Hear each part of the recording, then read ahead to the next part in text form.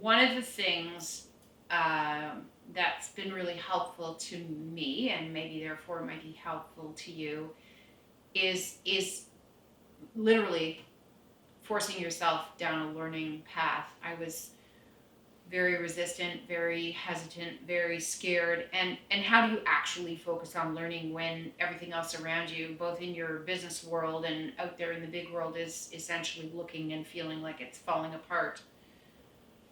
But there's hope in learning. There's discovery in learning. There's opportunities in learning. And I'm not saying go out and get a PhD or an MA. I'm just talking about little things that you can learn which you didn't know before, which might be helpful to you in how you approach your business in the future. And it I find fear takes the power away from you, but learning gives the power back to you so that you can fight back, you can reestablish yourself, you can pivot, you can figure it out.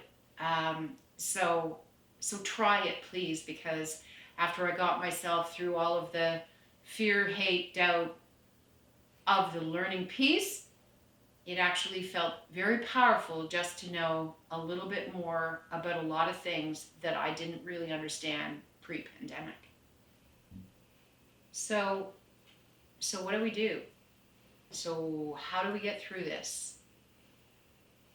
There's a million people out there with a million different opinions. But I get asked that. What do we do? You've lost your job. You've lost your business. It seems like the entire world is falling apart and the sky is falling. What do you do?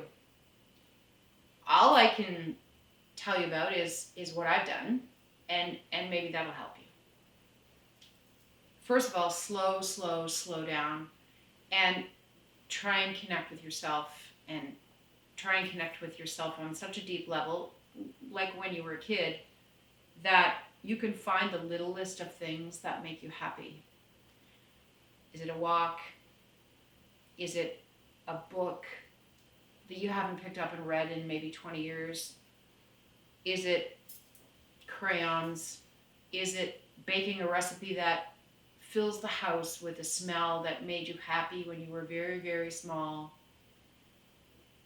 I think it's a lot of little things, and I think everybody's way to get through this is absolutely different and absolutely personal.